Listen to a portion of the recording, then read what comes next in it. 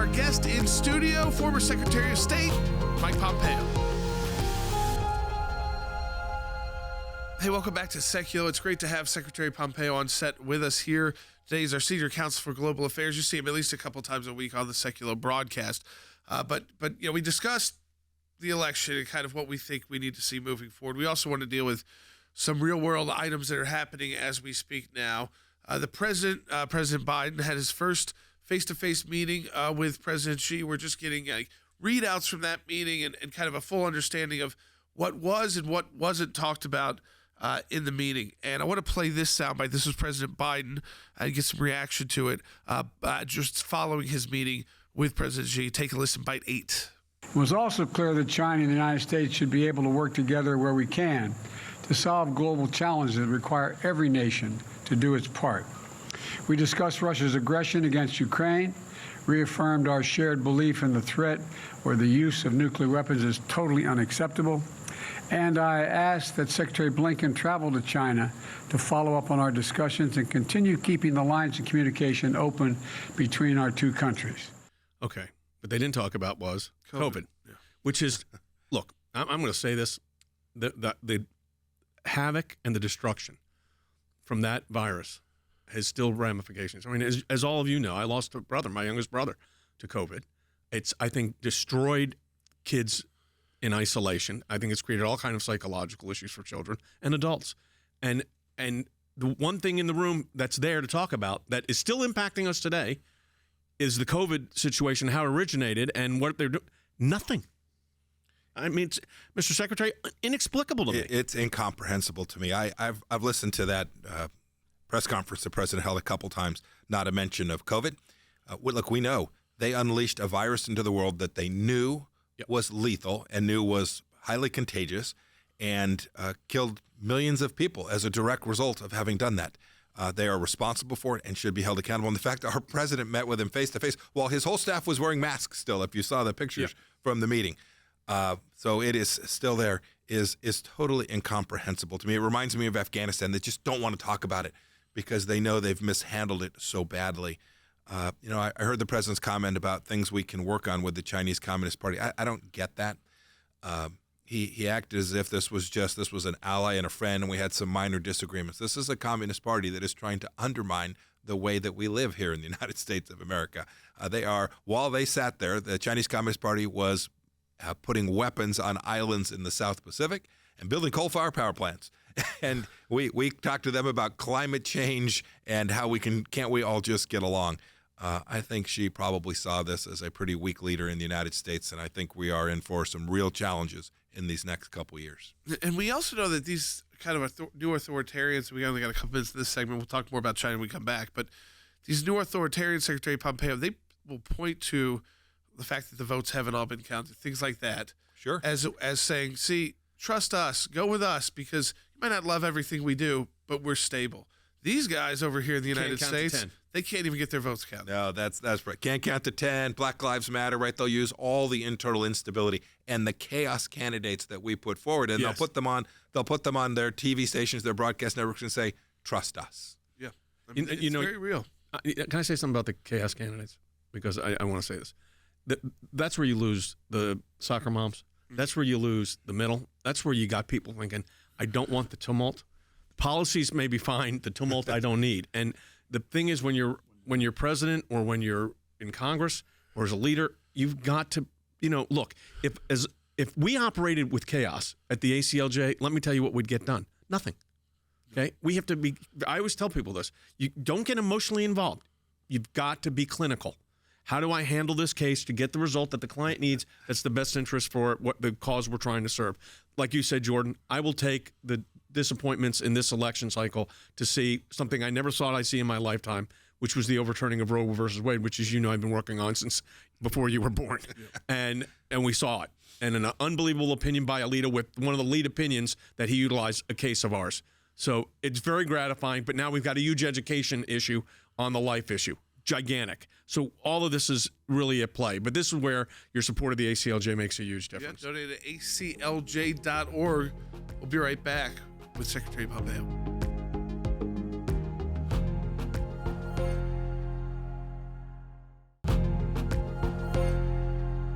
We want to talk more about China. We've got Secretary Pompeo with us here on set, and we know because the president was just there with his first face-to-face meeting with President Xi. We've got the readouts. We know what they did and didn't discuss.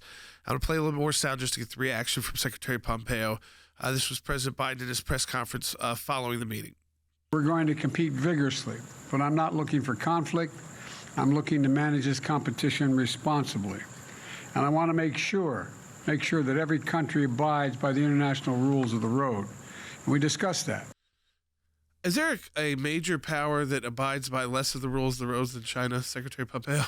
Of all the things, President, it's not funny. It's very unfortunate. Of all the things he said in his press conference, that was the most disturbing. It shows a naivete of the most extraordinary levels.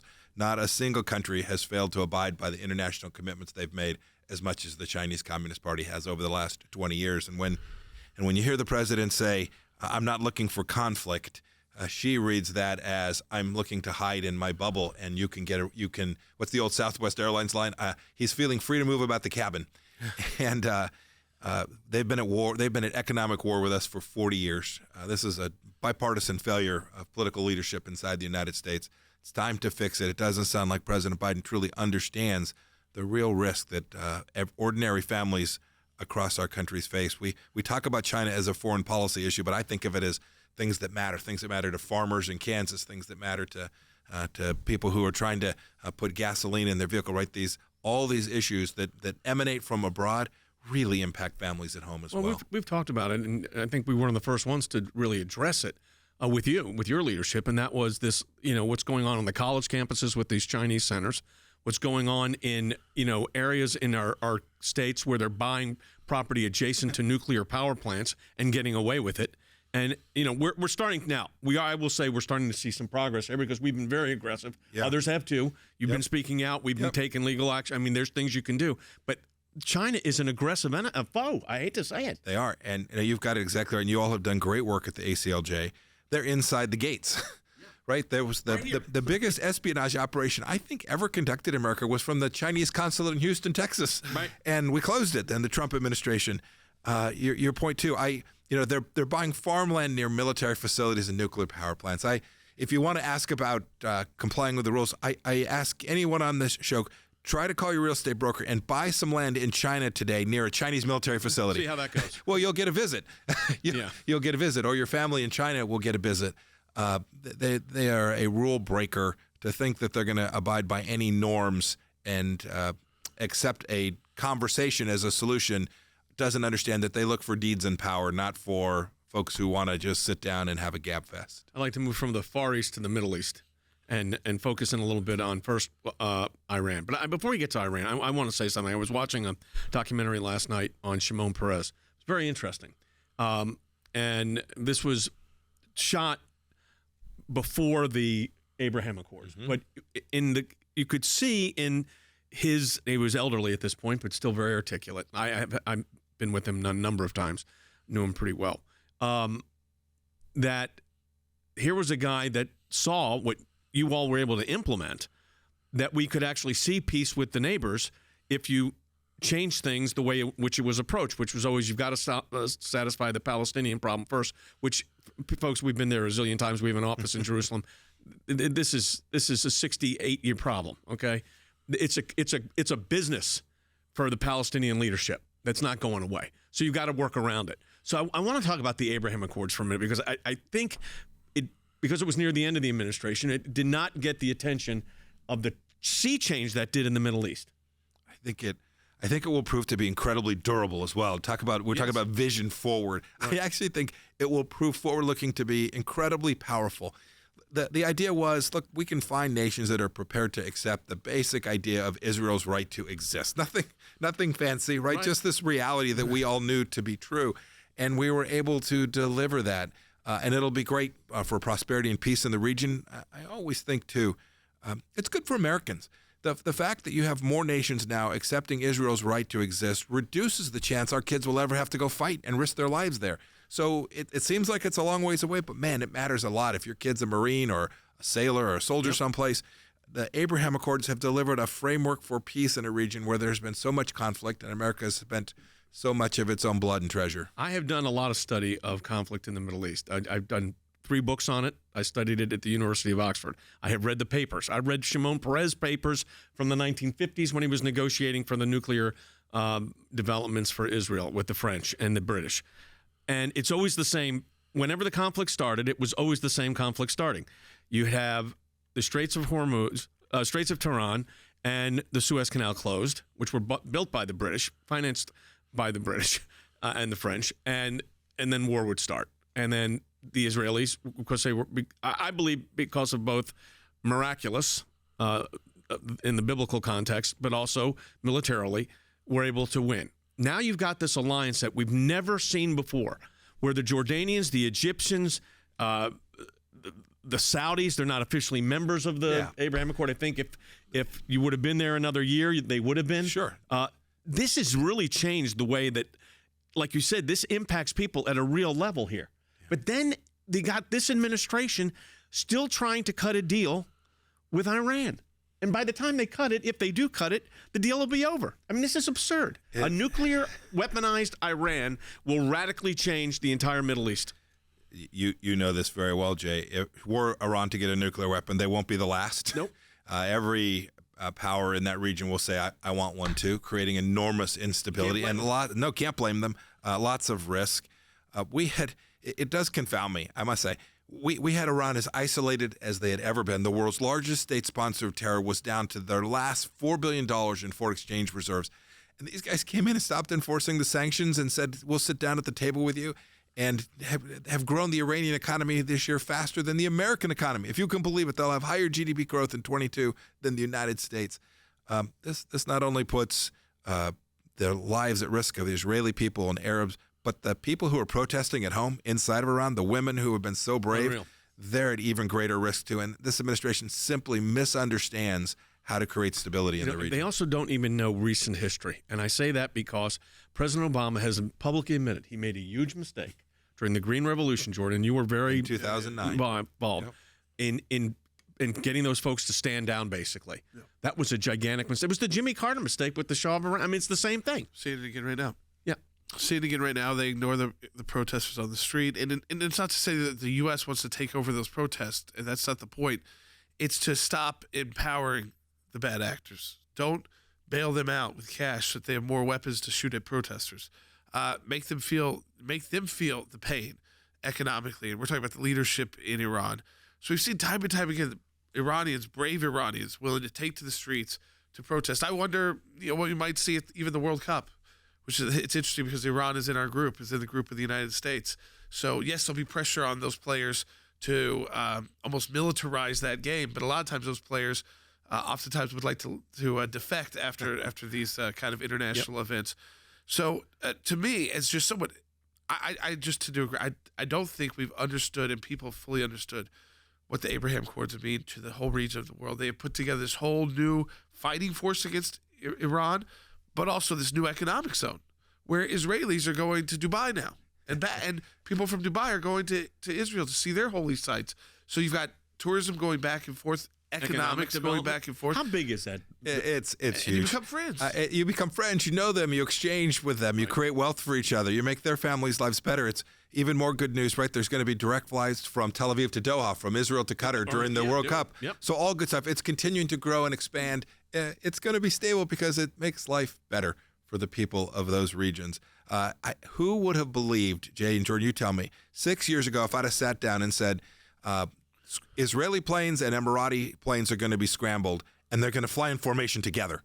Right. Right? I mean, this is the stunning nature of the Abraham Accords that we wouldn't have believed could have happened. And the good Lord and a lot of hard work and some amazing leaders, the Prime Minister, President Trump, amazing leaders made that happen. And then you could still do that by and still move the capital of our embassy to the capital of Israel, Jerusalem. And no World War And it would III. not. I will never forget. And I remember Kerry and all of them saying this would be the end. I remember the night of the move, they had this event, and I get a call from the commander-in-chief, our commander-in-chief, and he said, well, because there was a little skirmish going on down by Gaza. Yeah, that's right. I'm sure you got more than I got. You were the Secretary of State. He goes, can you get that stopped? But, in context, it actually was a very small reaction. John Kerry said it was It was going to blow the whole fire. Yeah, it's going to, and it was the exact opposite. I want to go back to some domestic policy issues when we come back from the break. Yes. So we've got, we're going to take a break. We're going to come back to, I want to talk about this abortion issue, folks. There's a lot of disinformation and misinformation out there. Yeah, and a lot of education that needs to be done over the next couple of years before we have more of these ballot initiatives and more legislative initiatives. So again, support the work of the ACLJ, aclj.org. Every issue that we've been talking about with Secretary Pompeo, we work on at the ACLJ. Our teams, whether it's our legal teams or our government affairs teams, all across the country and all across the world. If you can support our work, we have a matching challenge right now where you can double the impact of your donation at aclj.org. That's aclj.org. We'll be right back with former Secretary of State Mike Pompeo.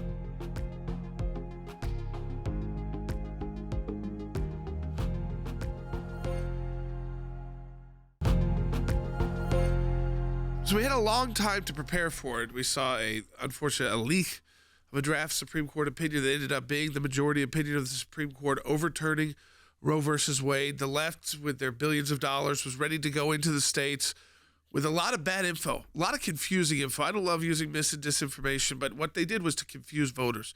They wanted to confuse the voters who were voting on ballot initiatives. I mean, there was one in Montana that didn't pass.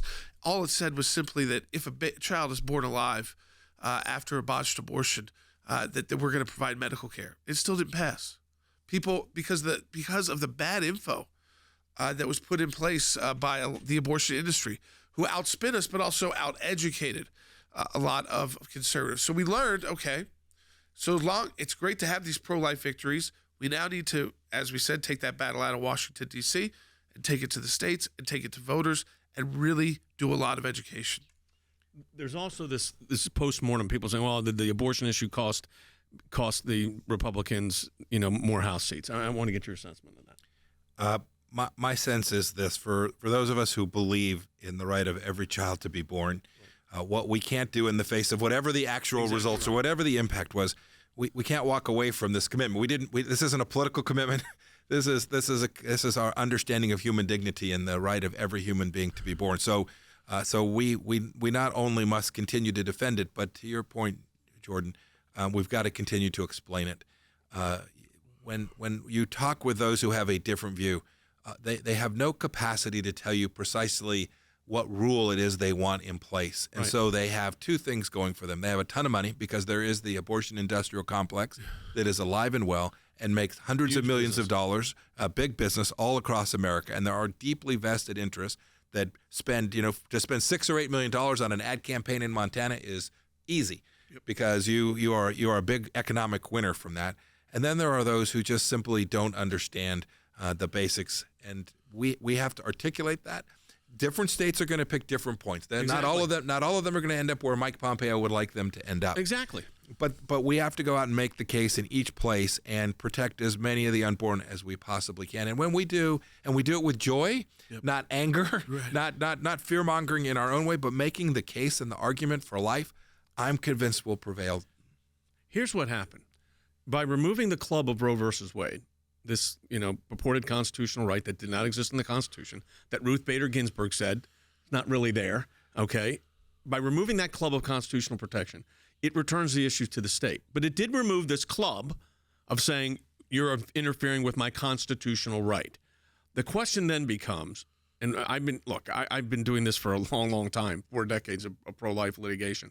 And the truth of the matter is, I remember in the early days, and they were in Kansas, actually, Operation Rescue and the Summers of Mercy. That's right. And I was out in that courtroom for months litigating that all the way to the Supreme Court of the United States. Welcome to Wichita. Well, I was in Wichita in the summer. It's pretty hot. It's pretty hot in August of 91. But my co-counsel in the case at the Supreme Court I was representing the private parties, and the Deputy Solicitor General of the United States was representing the United States on our side, and that happened to be John Roberts. And we were arguing that they couldn't apply this federal law to these blockades. But in one of the cases, Justice Scalia wrote that opposition to abortion was not discrimination against women. He actually said it's not class-based animus. There's no equal protection clause violation, which was the basis upon which Justice Alito wrote the first part of the opinion saying no constitutional right. So there's the constitutional issue taken to the side. Then what happens is this.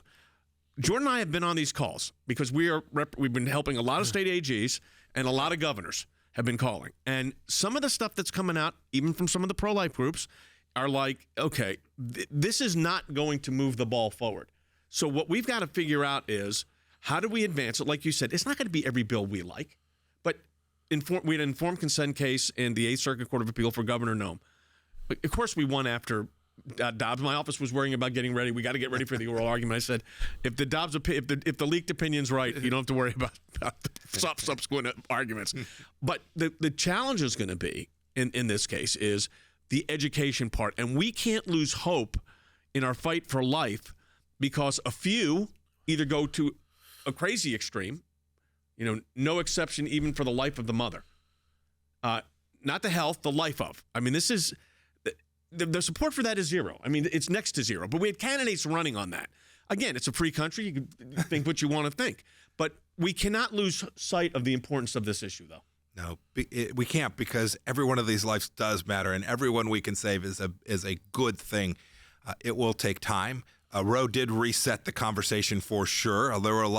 There were frankly conservatives who kind of, they would never say this, but the fact that Roe was out there, they could kind of throw up their hands and say, gosh, there's nothing we can do. There's nothing we can do. And I've heard a few of those in quiet conversations. The truth is, now's the hard work. This is where we began the show.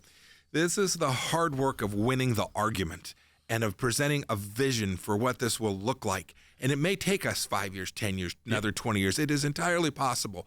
But I'm convinced when you do that, when you articulate a vision, when you make the case, when you explain and listen, then you will ultimately get to the right outcome here. We know the right outcome is to save as many of these babies as we can, and we can't lose sight of the fact that it's not going to happen by screaming and hollering. It is going to happen by winning and making progress and building a consensus around what we know to be true. Which, by the way, is when you've got a situation like this where you've had this major victory, there's the fallout from it you have to be calculated. I think some of the aspect was those that were pro-abortion were very prepared with an immediate media plan. And I think our side, there was some thinking this is never going to happen anyways. And then some thinking when it did happen, how does that affect their entities? I hate to say that, but I think it's true. And Jordan and I have had that conversation.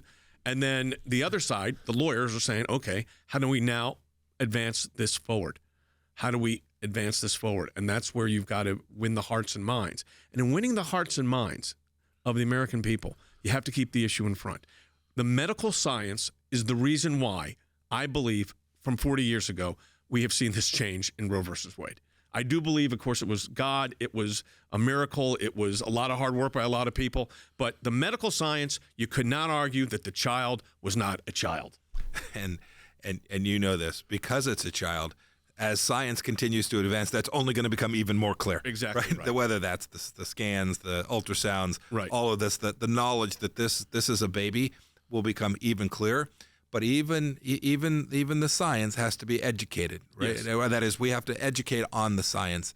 And when we do, I always remind folks to, much better to do it with love in your heart, not anger and screaming, but rather with love in your heart for a shared set of sympathy around something we know to be so fundamental, the protection of every human life. When we do those things, we will make progress, we will prevail, and another 50 years from now, we will achieve the final objective of overturning Roe, as we will have a country that fundamentally understands that life does, in fact, begin at conception. Just briefly, you've got a new book coming out in January. I know people can pre-order it now. Never Give an Inch, Fighting for the America I Love. If people go to MikePompeo.com, they can pre-order. Is that the best place to go? It tells the story of our 4 years. I turned it in before this election. I think everything I said in there still holds true. I've done those books. You can always do an epilogue. I did learn one of your first jobs at Baskin Robbins. Yeah, that's exactly right. My daughter still asks me every day. Assistant manager, exactly. Employee of the month twice. You can't beat it. There you go. The start was at a Baskin Robbins. And who doesn't like Baskin Robbins? I'll find out. We'll find people will start posting. Okay, folks, that does it for today. It's great having Secretary Pompeo in the studio. But, your support of our work lets all of this happen. You see us, but there's a lot of people behind these glasses. There's a lot of people working our social media departments. We got lawyers deployed all over the world. That's because of your support of the ACLJ. And as we close this broadcast out, we want people to support the work. Double impact your donation. We have a matching challenge right now. It's a great time to donate. ACLJ.org.